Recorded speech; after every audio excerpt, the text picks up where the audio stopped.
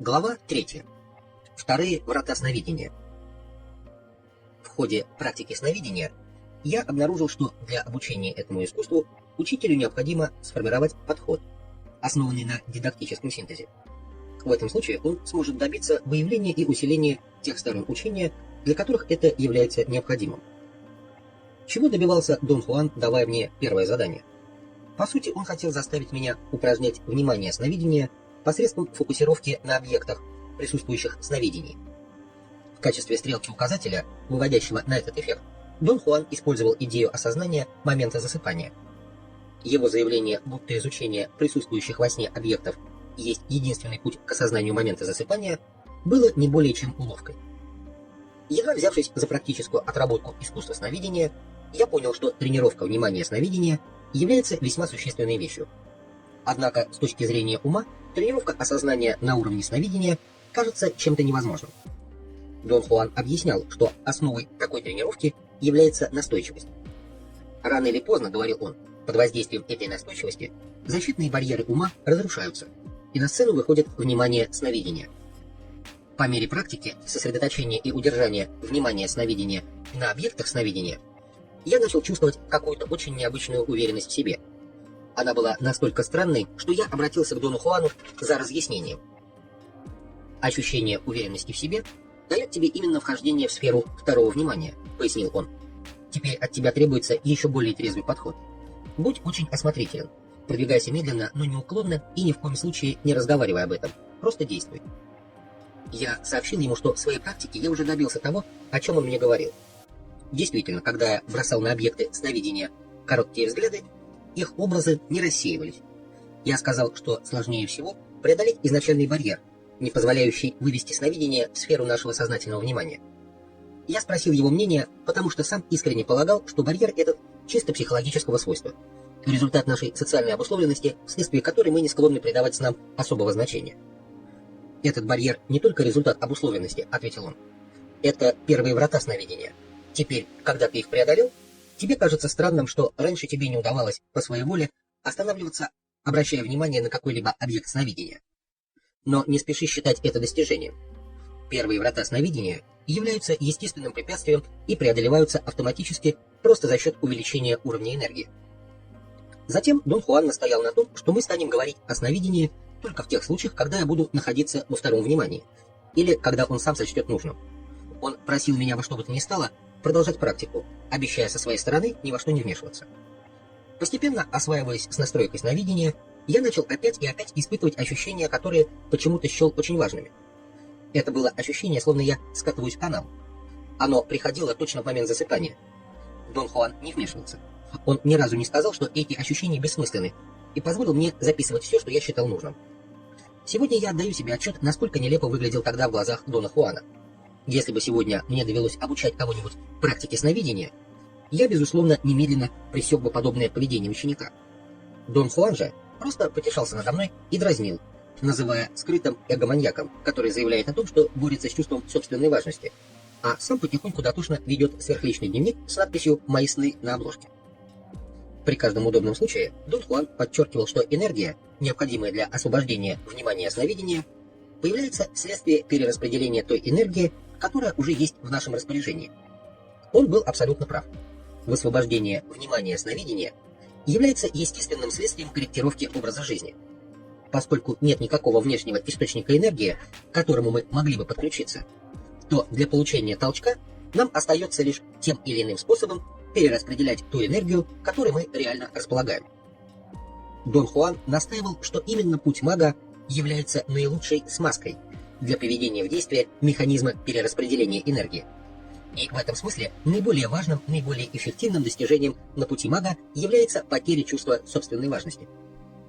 Дон Хуан был убежден, что это абсолютно необходимо для достижения успеха в любом действии мага, и настаивал, чтобы ученики уделяли особое внимание выполнению этого требования, утверждая, что чувство собственной важности является не только главнейшим и опаснейшим врагом мага, но и роковым барьером для всего человечества. Дон Хуан считал, что именно на удовлетворение чувства собственной важности уходит подавляющая часть нашей энергии. С особой очевидностью это проявляется в нашей постоянной обеспокоенности тем, как нас воспримут. Как нам себя подать? Какое впечатление мы производим? Нас всегда чрезвычайно сильно волнует, понравимся ли мы окружающим, признают ли нас и будут ли нами восхищаться. Если бы нам удалось хотя бы частично избавиться от чувства собственной важности, с нами произошли бы два необычайных события. Первое. Высвободилась бы энергия, которой питается наша иллюзия собственного величия. Второе. Появилась бы свободная энергия, достаточная для проникновения в сферу второго внимания, что позволило бы нам хотя бы мельком взглянуть на истинное величие Вселенной. Чтобы научиться устойчиво фокусировать внимание сновидения на интересовавших меня объектах, мне понадобилось 2 года. Зато я настолько освоился, что чувствовал себя так, словно всю жизнь только этим и занимался. Самым невероятным было то, что я не мог даже представить себе, что когда-то этого не умел. Однако я помнил, насколько сложно мне было когда-то думать об этом, даже как о потенциальной возможности. Однажды мне пришло в голову, что способность исследовать происходящее в сновидениях является нашей врожденной способностью, как, скажем, способность ходить. Человек от природы двуногое существо, но какие усилия нам приходится прилагать, чтобы научиться ходить? Новая способность рассматривать объекты снов короткими взглядами сопровождалась постоянными напоминаниями самому себе о том, чтобы это делать. Я, в общем, знал о своей склонности к брюзжанию, но во сне эта склонность усиливалась до такой степени, что, в конце концов, я начал злиться на самого себя. И даже задался вопросом, не является ли это чьим-то посторонним влиянием. Временами я даже подумывал, что схожу с ума. Я без конца болтаю сам с собой во сне, напоминая себе о том, что нужно рассматривать объекты, пожаловался я Дону Хуану. В целом, я старался придерживаться нашего соглашения обсуждать искусство сновидения только по его инициативе. Однако данный случай показался мне слишком серьезным. «А это случайно не звучит так, будто говоришь не ты, а кто-то другой?» — спросил Дон Хуан. «Подумать только, именно так. Это действительно звучит так, словно говорю не я. Тогда это не ты. Но время для объяснения этого явления еще не пришло. Предположим, в этом мире мы не одни, что сновидящему доступны другие миры, полноценные целостные миры. Из этих полноценных целостных миров к нам являются энергетические сущности. В следующий раз, когда опять услышишь, как ты ворчишь на себя во сне, по-настоящему разозлись и в приказном тоне рявкни «прекратить». Я столкнулся с новым для себя вызовом. Необходимостью вовремя вспомнить о том, что следует выкрикнуть эту команду. И, наверное, потому что уж слишком меня все это раздражало, я смог таки вспомнить и рявкнул во сне «прекратить». Ворчание тут же прекратилось и больше никогда не повторялось. «Это происходит с каждым сновидящим?» — спросил я у Дона Хуана, когда мы встретились в очередной раз. «С некоторыми», — безразличным тоном ответил он. Я начал было пространно рассказывать о том, как все это было странно, но Дон Хуан оборвал мою тираду, сказав: «Теперь ты готов приблизиться ко вторым вратам сновидения». Я тут же ухватился за возможность получить ответы на вопросы, теснившиеся в моем уме, поскольку задать их раньше не предоставлялось случая. Особенно меня интересовало то, что я пережил, когда он впервые заставил меня войти в состояние сновидения. Я сказал Дону Хуану, что прекрасно помню все объекты, которые мне удалось созерцать в моих собственных снах, но что мне не приходилось испытывать ничего, хотя бы отдаленно напоминавшего то наше сновидение по яркости и насыщенности деталями. «Чем больше я об этом думаю, — сказал я, — тем больше это меня интригует. Когда я разглядывал людей, бывших в том сновидении, меня охватил незабываемый страх.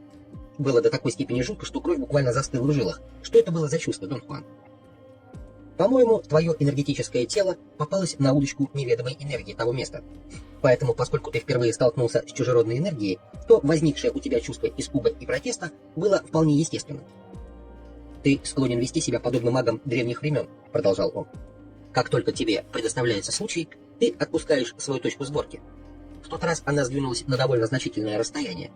В результате ты, как в свое время древние маги, отправился куда-то далеко за пределы известного нам мира. Путешествие столь же реальное, как и опасное». Я пропустил его замечание мимо ушей, не вникая в его значение, поскольку меня интересовало другое. Я спросил: «Тот город, вероятно, находился на другой планете?» «Ты пытаешься объяснить сновидение, опираясь на то, что знаешь, или полагаешь, что знаешь», — ответил он. «Единственное, что я могу тебе сказать, это то, что город, в котором ты побывал, не находится в нашем мире». «А где же он тогда находится?» «Вне этого мира, разумеется. Послушай, ведь ты не такой уж тупица. Ты все заметил с самого начала и делаешь вид, что не понимаешь, только потому, что не можешь себе представить, чтобы что-то не принадлежало к этому миру». «Хорошо, а вне этого мира это где, Дон Хуан?» Можешь мне поверить, это вне этого мира является самой замысловатой вещью во всем магическом искусстве. Ты, например, полагаешь, что я видел тогда то же самое, что и ты, ведь ты ни разу не спросил меня, что я видел. Но на самом деле ты и только ты видел и тот город, и людей в нем. Я же ничего подобного не видел. Я видел энергию. Так что в данном конкретном случае лично для тебя одного вне этого мира означало в том городе. Но тогда Дон Хуан, тот город, не был реальностью. Он существовал только для меня и только в моем уме. Нет, не в этом дело. Теперь ты пытаешься свести нечто поистине трансцендентное к вещам самым обыкновенным. Но это невозможно. Путешествие было реальностью. Ты видел город. Я видел энергию. Ни ты, ни я не были правы. И ни ты, ни я не ошибались. Твои слова относительно реальности подобных вещей приводят меня в полную растерянность. Ведь ты только что говорил о том, что то место было реальным. Но если это так, то как у нас с тобой могли возникнуть два различных варианта его образа? Очень просто. Наши версии различны, потому что на тот момент мы с тобой обладали различными характеристиками однородности и внутренней связи. А ведь я уже тебе говорил о том, что эти характеристики и есть ключи к восприятию. Как ты думаешь, мне удастся еще раз побывать в том самом конкретном городе? Меня привел туда ты, так что я не знаю. Вернее, знаю, но объяснить не могу. Вернее, могу, но не хочу. Тебе просто следует выждать и самостоятельно выяснить, в чем тут дело. Дон Хуан решительно прервал разговор на эту тему. «Давай-ка вернемся к основной теме», — предложил он.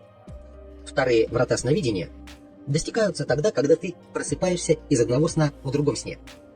Ты можешь иметь столько параллельных сновидений, сколько захочешь. Или столько, сколько сможешь. Главное, в одинаковой степени все их контролировать и проснуться в одном из них, а не в нашем мире известном». Меня охватила паника. «Уж не хотел ли ты сказать, что я никогда не проснусь в этом мире?» — спросил я. «Нет, этого я не говорил.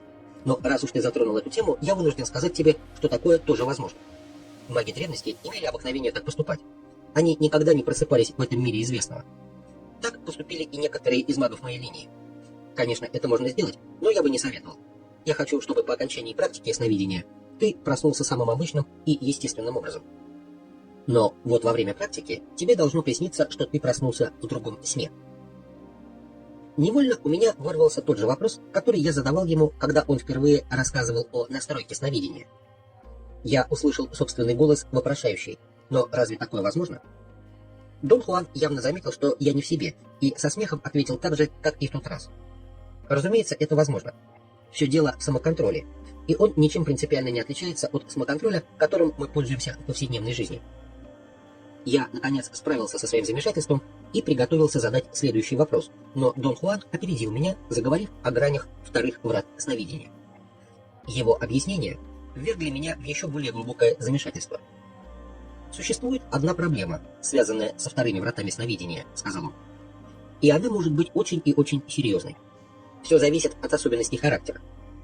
И если нам присуща тенденция идти на поводу у нашей склонности цепляться за вещи и привязываться к ситуациям, у нас могут возникнуть серьезные затруднения. Каким образом, Дон Хуан? А ты подумай, ведь тебе уже приходилось, исследуя содержимое снов, испытывать необычный манящий интерес, странное удовольствие. Теперь представь себе, ты переходишь от одного сновидения к другому, все разглядываешь, исследуешь каждую деталь. Нетрудно понять, что таким образом можно забраться в смертельные глубины, откуда нет выхода. Особенно если человеку свойственно индульгирование. Неужели тело или мозг естественным образом не среагируют и не пресекут это? Пресекут, если это естественный, то есть нормальный сон. Но в нашем случае о нормальном сне речь не идет. Мы говорим о сновидении. А сновидящий, преодолевший первые врата сновидения, достиг осознания энергетического тела. И именно энергетическое тело проходит сквозь вторые врата сновидения, перескакивая из одного сна в другой. Что же из всего этого следует, Дон Хуан? То, что после преодоления вторых врат сновидения тебе следует сформировать намерение обрести еще более жесткий и трезвый контроль над вниманием сновидения, потому что оно единственный предохранительный клапан для сновидящего. Что такое предохранительный клапан? Тебе еще предстоит обнаружить, что истинной целью сновидения является совершенствование энергетического тела. А совершенное энергетическое тело обладает, кроме всего прочего, настолько четким контролем над вниманием сновидения, что может остановиться по знаку последнего там, где это необходимо. Это и есть тот предохранительный клапан, который имеется в распоряжении сновидящих. И неважно, насколько глубоко погрузился сновидящий и в какой степени он индульгирует в данный конкретный момент. внимание сновидения должно выбросить его на поверхность, как только в этом возникает необходимость. Итак, я вновь взялся за практику сновидения, отправившись на поиск теперь уже непонятно чего. На этот раз цель просматривалась гораздо менее ясно, чем прежде, а трудности еще более возросли. Точно так же, как и в случае с первым заданием, я никак не мог решить, что же мне делать. В сознание мое закралось довольно обескураживающее подозрение относительно того, что на этот раз вся моя практика вряд ли сможет чем-нибудь мне помочь.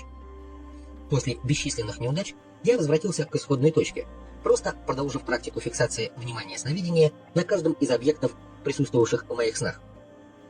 Я согласился с тем, что чего-то мне не хватает, и это, похоже, дало мне некий толчок. С возросшим мастерством я мог теперь удерживать образ любого объекта сновидения.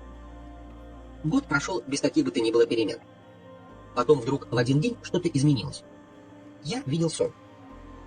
В нем я разглядывал окно, пытаясь выяснить, удастся ли мне рассмотреть расстилавшийся за стенами комнаты пейзаж. Вдруг какая-то похожая на ветер сила, которую я ощущал как звон в ушах, вытянула меня сквозь окно наружу. Причем за мгновение до этого мое внимание сновидения было привлечено какой-то странной конструкцией, маячившей в отдалении. Она была похожа на трактор. В следующее мгновение я осознал, что стою рядом с ним и внимательно его изучаю. Я совершенно четко осознавал, что это сновидение. Я осмотрелся, чтобы выяснить, не вывалился ли я из окна, на которое смотрел. Судя по окружавшему меня пейзажу, я находился где-то на ферме в сельской местности. В пределах видимости не было никаких зданий. Я хотел было как следует это осмыслить, однако все мое внимание было привлечено огромным количеством сельскохозяйственной техники, находившейся вокруг. Похоже было, что вся техника брошена. Я разглядывал сенокосилки, тракторы, зерноуборочные комбайны, дисковые плуги, молотилки. Их было так много, что я забыл о сне, с которого все началось. Потом я решил сориентироваться, осмотрев тот пейзаж, который окружал меня в данный момент. На некотором расстоянии виднелось нечто похожее на огромный рекламный щит, подобный тем, что во множестве расставлены вдоль всех дорог Америки. Вокруг него виднелись телеграфные столбы. Стоило мне сосредоточить внимание на рекламном щите, как я в то же мгновение обнаружил, что стою рядом с ним. Стальная конструкция внушала страх. В ней была угроза. На самом щите было изображено здание. Я прочел текст. Это была реклама мотеля. Со странной определенностью я был уверен, что нахожусь либо в Орегоне, либо в Северной Калифорнии. Я продолжал рассматривать пейзаж этого сна. Где-то очень далеко виднелись горы, а несколько ближе зеленые округлые холмы. По холмам были разбросаны группы деревьев. И я решил, что это калифорнийские дубы. Я захотел, чтобы зеленые холмы притянули меня к себе, но вместо этого был притянут далекими горами. Я был убежден, что это Сьерра. Там, в горах, меня покинула вся энергия, которой я обладал в сновидении. Но прежде чем это произошло, меня последовательно притягивали к себе все детали картины, на которые я обращал внимание. Сон перестал быть сном. Я воистину находился в горах Сьерры, по крайней мере, об этом говорило все мое восприятие. Словно сквозь фотообъектив с электронным увеличителем, я вглядывался в расщелины, валуны, деревья, пещеры. По отвесным склонам я поднимался к вершинам гор, и все это продолжалось до тех пор, пока я полностью не обессилел, утратив способность сосредоточивать внимание сновидения на чем бы то ни было. Я почувствовал, что теряю контроль. В конце концов, я обнаружил, что больше нет никакого пейзажа, но только лишь непроглядная тьма. «Ну что же, ты добрался до вторых врат сновидения», — сообщил мне Дон Хуан, когда я рассказал ему об этом сновидении. «Теперь тебе предстоит сквозь них пройти. Преодоление вторых врат сновидения — это очень серьезно. Для этого необходимо усилие, необходима строжайшая дисциплина». Я не был уверен в том, что справился с поставленной задачей, поскольку в другом сне по-настоящему не просыпался. Я задал Дону Хуану вопрос по поводу этой неувязки. «Это моя ошибка», — ответил он. «Я говорил тебе, что необходимо проснуться в другом сне, но имелось в виду несколько иное. Нужно последовательно и точно менять сны. Именно это ты и совершил. Подбираясь к первым вратам, ты потратил массу времени впустую, разглядывая исключительно собственные руки. На этот раз ты направился прямо к цели, не особо утруждая себя выполнением данной тебе инструкции проснуться в другом сновидении». Затем Дон Хуан сказал, что существует два корректных способа преодоления вторых врат сновидения. Первый – проснуться в другом сне, то есть увидеть во сне, что видишь сон, и во сне же увидеть, что проснулся. Второй – использовать объекты сновидения для переключения на другой сон, как сделал это я. Как обычно, Дон Хуан в очередной раз предоставил мне возможность практиковаться без какого бы то ни было вмешательства с его стороны. Я же занялся отработкой обоих описанных им способов. Либо мне снилось, что у меня был сон, в котором мне снилось, что я проснулся, либо, как будто глядя сквозь объектив электронного фотоувеличителя, я переходил от чего-нибудь непосредственно доступного моему вниманию сновидения к чему-либо не столь доступному. Иногда я применял второй способ, в слегка измененном варианте. Я вглядывался в какой-нибудь из объектов сновидения до тех пор, пока он не начинал изменять форму, втягивая меня тем самым сквозь звенящий вихрь в другой сон. Однако мне никогда не удавалось предугадать заранее, каким из трех способов я воспользуюсь в данном конкретном сновидении. Заканчивались же мои тренировки по отработке искусства сновидения либо тем, что я выскакивал из внимания сновидения и просыпался, либо тем, что я проваливался в темный, глубокий, беспробудный сон. Все шло гладко. Единственное, что меня беспокоило, это все чаще повторявшееся ощущение некоторой помехи, что-то вроде приступов страха или дискомфорта. Я полагал, что это обусловлено либо моим отвратительным питанием, либо тем, что как раз в то время Дон Хуан часто давал мне галлюциногенные растения, что тоже входило в программу моих занятий. Однако, в конце концов, приступы сделались настолько явными, что я вынужден был обратиться к Дону Хуану за советом.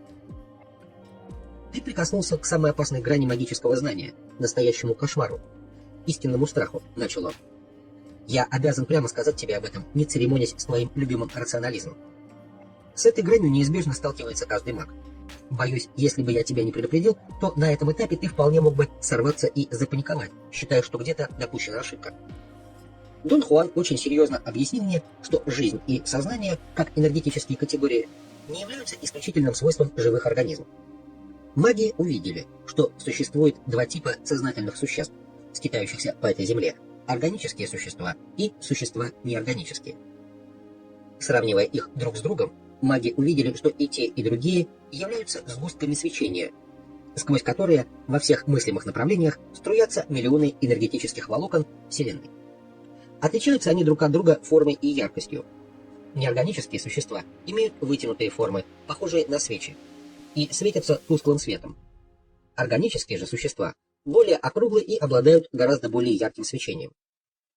Еще одно существенное различие между ними, которое увидели маги, состоит в том, что жизнь и сознание органических существ быстротечны, поскольку существа эти вынуждены жить в постоянной спешке.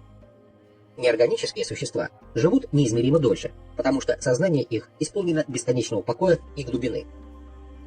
Без особых сложностей маги могут взаимодействовать с неорганическими существами, продолжал Дон Хуан, потому что последние обладают сознанием, главной характеристикой, необходимой для взаимодействия. «Но они действительно существуют?» — спросил я. «Так же реально, как ты и я?» «Конечно, существуют», — ответил он. «Можешь мне поверить, маги — создания исключительно разумные. Ни при каких условиях они не стали бы заигрывать с предрассудками, принимая их впоследствии за реальность. Почему ты говоришь, что эти существа живые?» С точки зрения мага, обладать жизнью значит обладать сознанием. То есть иметь точку сборки с окружающим ее свечением сознания. Именно это указывает магу на то, что существо, с которым он имеет дело, неважно, органическое оно или неорганическое, вполне обладает способностью к осознанию. Маги рассматривают наличие восприятия как необходимое условие жизни. Тогда неорганические существа также должны умирать. Это верно, Дон Хуан? Естественно. Они утрачивают свое осознание точно так же, как и мы. Просто продолжительность существования их сознания поистине умопомрачительная. Неорганические существа сами являются магами. В их случае очень трудно сказать, что есть что. Скажем так, мы приманиваем их, или вернее вынуждаем их с нами взаимодействовать. В мгновение Дон Хуан буквально сверлил меня взглядом. «До тебя это совершенно не доходит», — уверенно заключил он. «Я почти не в состоянии думать об этом с точки зрения здравого смысла», — сказал я. «А я тебя предупреждал, что твоему рассудку предстоит серьезное испытание. В этом случае целесообразно оставить все как есть и предоставить событиям возможность идти своим чередом. Я имею в виду позволить неорганическим существам прийти к тебе». «Ты это серьезно, Дон Хуан?» «Абсолютно серьезно. Сложность взаимодействия с неорганическими существами заключается в том, что их сознание действует чрезвычайно медленно по сравнению с нашим. И на то, чтобы они признали мага, уходят годы. Потому рекомендуется запастись терпением и ждать. Рано или поздно они покажутся. Но не так, как показались бы ты или я. Они дают о себе знать весьма специфическим способом. Как маги их приманивают? Существует какой-то ритуал? Ну уж, во всяком случае, маги не выходят на середину дороги и не взывают к ним оттуда дрожащим голосом, когда бьет полночь. Если под ритуалом ты понимаешь что-то в этом роде. А что же они делают? Они приманивают их посредством сновидения. Я же сказал, что это нечто большее, чем просто приманивание. Посредством практики сновидения маги вынуждают их к взаимодействию. Каким образом маги их вынуждают? Сновидение означает удерживание точки сборки там, куда она сдвинулась во сне. Образующийся вследствие этого энергетический потенциал привлекает внимание неорганических существ, как наживка привлекает рыб. И они идут на эту наживку. Достигая и преодолевая первые и вторые врата сновидения, маги забрасывают наживку для неорганических существ и тем самым вынуждают их явиться. Преодолев первые и вторые врата сновидения, ты довел до их сведения свое приглашение. Теперь жди, пока они подадут тебе знак. Каким может быть этот знак, Дон Хуан? Вполне возможно, что кто-то из них явится тебе, хотя для этого еще слишком рано. По-моему, знаком будет просто некоторое постороннее вмешательство в твое сновидение. Я полагаю, что приступы страха, которые последние дни ты испытываешь в сновидениях, обусловлены не нарушением пищеварения, но импульсами энергии, которые посылают тебе неорганические существа. И что мне теперь делать? Обмануть собственные ожидания. Я не мог понять, что он имеет в виду. Дон Хуан подробно объяснил.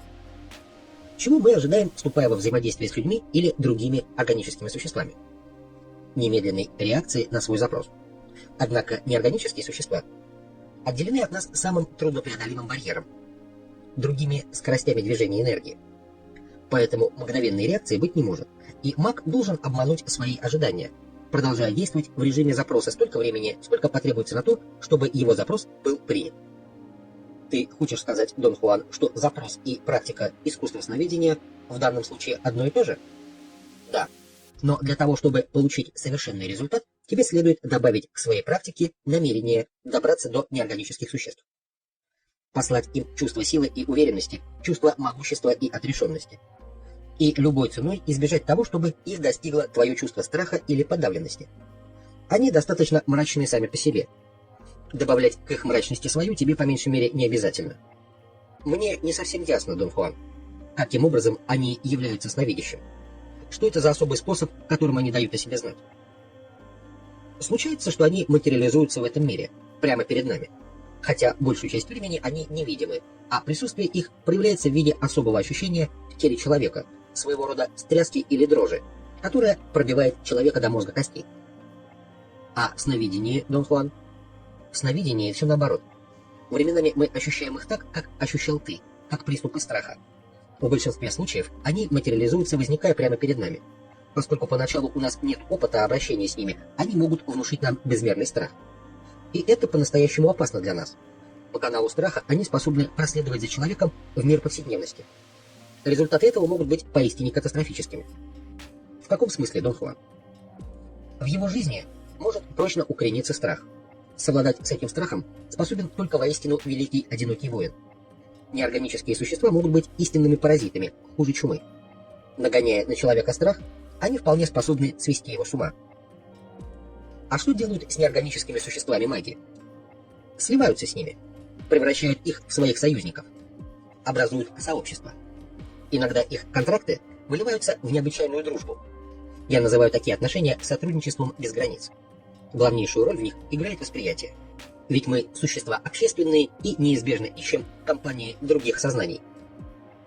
Секрет успешного налаживания контактов с неорганическими существами заключается в том, что их не нужно бояться. Причем послание, которое человек им посылает, должно быть исполнено силы и отрешенности. В нем должно быть закодировано: «Я вас не боюсь. Приходите повидаться. Если явитесь, буду рад вас видеть. Если не захотите прийти, мне будет вас не хватать». Когда неорганические существа получают такое послание, их охватывает настолько неудержимое любопытство, что они непременно приходят.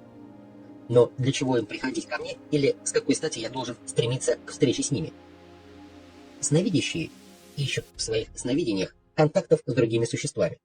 Нравится нам это или нет, не имеет значения. Может быть, это тебя шокирует, но сновидящие автоматически стремятся отыскать группы существ, с которыми у них может установиться связь, своего рода узы.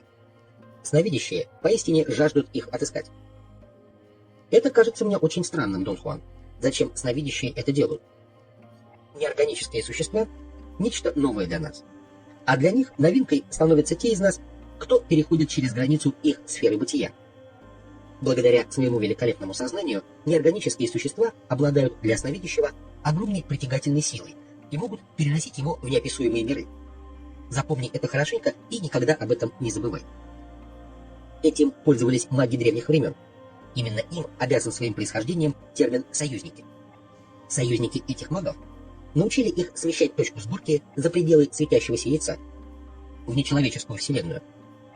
Таким образом, когда маг использует их в качестве транспортного средства, они переносят его в миры, находящиеся за пределами сферы человеческого.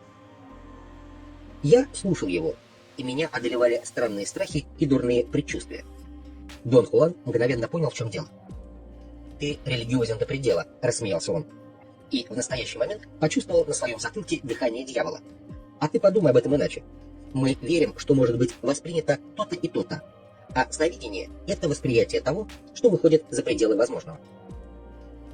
Во время бодрствования меня беспокоила возможность реального существования неорганических существ. Но когда я спал, мое сознательное беспокойство особой силы не имело. Приступы физического страха продолжались, но за ними неизменно приходило странное спокойствие. Оно овладевало мной и позволяло мне продолжать, словно и не было никакого страха. Тогда мне казалось, что каждый прорыв в моем сновидении случался внезапно, без предупреждения. Появление в моих снах неорганических существ не явилось исключением. Это случилось, когда мне снился цирк из моего детства. Окружающая обстановка напоминала пейзаж маленького городка в горах Аризоны. Я принялся рассматривать людей, испытывая никогда не покидавшую меня смутную надежду снова увидеть тех людей, которых я видел, когда Дон Хуан впервые заставил меня войти в сферу второго внимания. Наблюдая за ними, я ощутил всплеск нервозности. Толчок под ложечкой, похожий на удар в солнечное сплетение.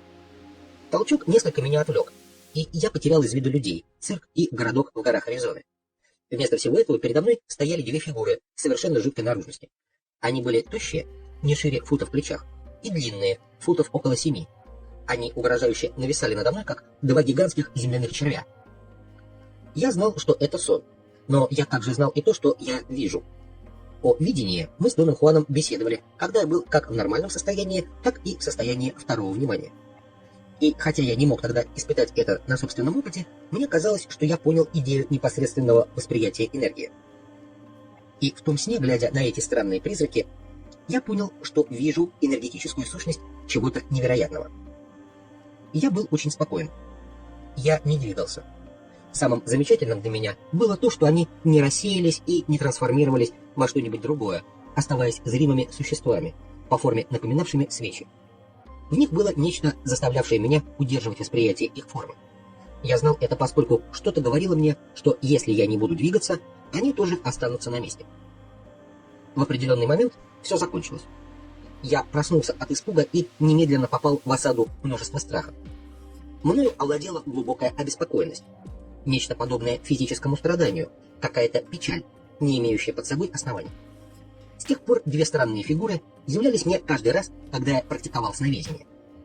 Со временем получилось так, словно вся моя сновидческая практика только затем и была нужна, чтобы я с ними встретился. Они никогда не пытались ни приблизиться ко мне, ни вступить в какое бы то ни было взаимодействие. Они просто недвижимо стояли передо мной все время, пока длился мой сон. Я не только ни разу не сделал усилия изменить свои сны, более того, даже забыл, ради чего, собственно, практикую сновидение. К тому времени, когда я, наконец, рассказал Дону Хуану о том, что со мной происходит, я уже несколько месяцев созерцал только эти две фигуры. «Ты застрял на очень опасном перекрестке», — сказал Дон Хуан. «Будет неправильно, если ты их прогонишь. Однако позволить им остаться — тоже ошибка. В настоящее время их присутствие — помеха в твоей практике сновидения. Что же мне делать, Дон Хуан? Встретиться с ними прямо сейчас, в нашем мире, и сказать им, чтобы они приходили позже, когда в твоем сновидении будет больше силы. Но как с ними встретиться? Это не просто, но возможно. Нужно только, чтобы кишка у тебя была не слишком тонка. Но она у тебя не тонка, будь спокоен». И не ожидая, пока я начну уверять его, что как раз кишка-то у меня и тонка, да к тому же весьма, он потащил меня куда-то в холмы. Жил он тогда на севере Мексики и предварительно позаботился о том, чтобы у меня сложилось впечатление о нем как об одиноком колдуне, всеми позабытом и выпавшем из потока человеческой жизни старце. Правда, меня слегка настораживала его внезапно проявляющаяся поистине безмерная интеллигентность. Поэтому я был склонен мириться с некоторыми его проявлениями, так как был наполовину уверен в том, что это просто его причуды. Его любимым коньком была особая хитрость, которую маги отрабатывали на протяжении многих столетий. Он добивался того, чтобы в нормальном своем состоянии я понял все, что только был способен понять. В то же время, вводя меня в состояние второго внимания, он добивался того, что я либо понимал, либо, по крайней мере, увлеченно внимал всему, чему он меня учил. Таким образом, он как бы разделял меня на две части. Пребывая в обычном состоянии, я не мог сообразить, почему или каким образом получается так, что я склонен принимать его эксцентричные выходки всерьез. Когда же я находился в состоянии второго внимания, все это имело для меня вполне определенный смысл. Дон Хуан утверждал, что второе внимание в принципе доступно любому из нас, но, старательно цепляясь за спасительную соломинку своего рационализма, мы, одни более яростно, другие менее, отпихиваем от себя второе внимание, не подпуская его ближе, чем на расстояние вытянутой руки. Идея Дона Хуана состояла в том, что сновидение устраняет барьеры, которыми мы ограждаем себя от второго внимания, тем самым себя изолируя. В тот день, когда он повел меня в холмы Сонорской пустыни на встречу с неорганическими существами, я находился в обычном состоянии осознания. Однако откуда-то мне все же было известно, что предстоит совершить нечто, и это нечто определенно окажется чем-то невероятным. В пустыне прошел небольшой дождик. Рыжая почва еще не просохла и прилипала к резиновым подошвам моих ботинок. Чтобы избавиться от тяжелых комков, мне то и дело приходилось наступать на камни. Мы шли на восток, поднимаясь к холмам. Когда мы добрались до глубокой лощины между двумя холмами, Дон Хуан остановился. «Ну вот, это, пожалуй, идеальное место для того, чтобы вызвать твоих друзей», — сказал он. «Моих друзей? Почему ты их так называешь?» «Они сами тебя выбрали. Когда они так поступают, это означает, что они ищут контакта. Я же говорил тебе, что между ними и магами образуются узы дружбы. Похоже, именно с такой ситуацией мы столкнулись в твоем случае. И от тебя даже не требуется функционировать в режиме запроса. А в чем, собственно, заключается такого рода дружба, Дон Хуан? Во взаимном обмене энергии.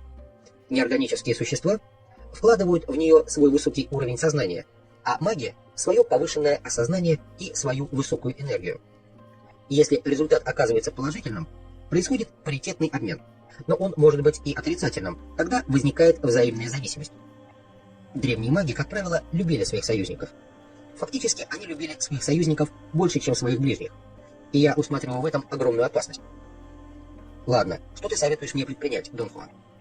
Вызывай их. Потом прикинешь их размеры и сам решишь, что делать дальше. Что делать, чтобы их вызвать? Воспроизведи в уме тот их облик, в котором они являлись тебе в сновидении, и зафиксируй его.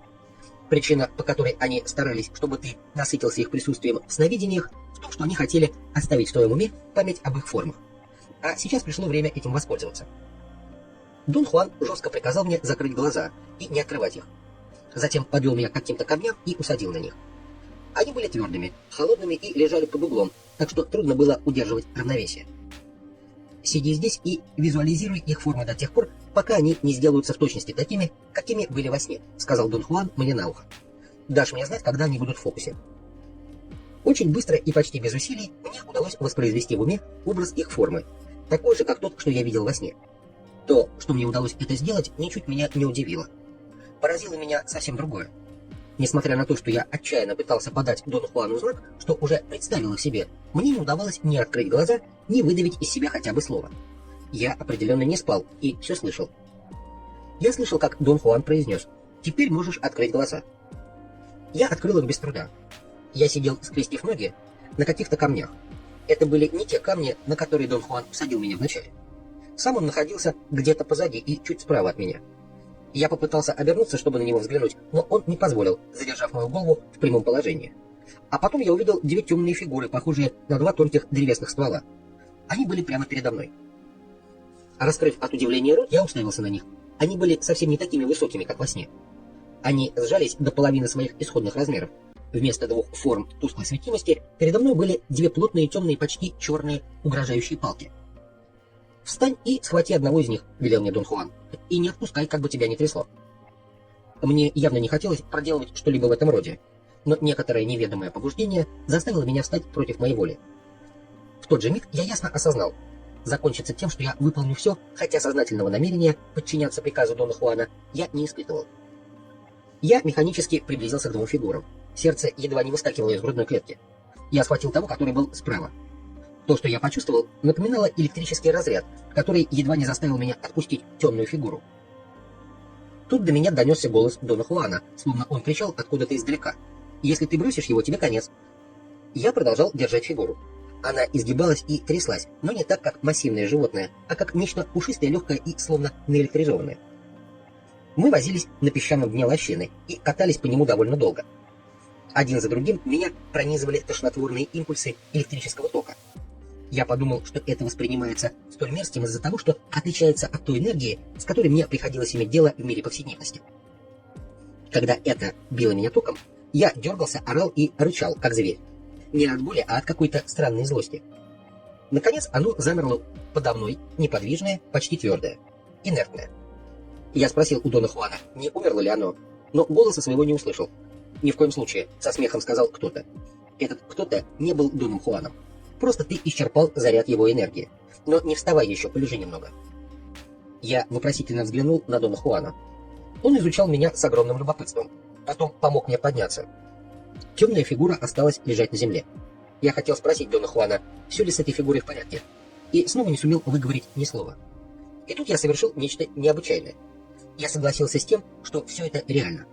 До этого момента в уме оставалось что-то, оберегавшее мой рационализм, считая происходящее сном, навеянным манипуляциями Дона Хуана.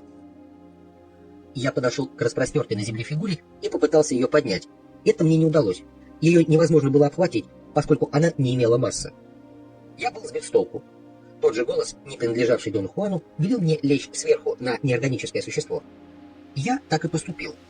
А когда поднялся на ноги, оно поднялось вместе со мной, словно прилипшая к моему телу тень. Потом оно мягко отделилось от меня и исчезло, оставив мне какое-то исключительно приятное ощущение полноты. На то, чтобы полностью восстановить контроль над собой, мне потребовалось более суток. Большую часть времени я проспал. Время от времени Дон Хуан проверял мое состояние, задавая один и тот же вопрос. Энергия неорганического существа была похожа на огонь или на воду? Глотка моя была словно обожжена. Потому я не мог ответить ему, что импульсы энергии, которые я ощущал, напоминали струи наэлектризованной воды.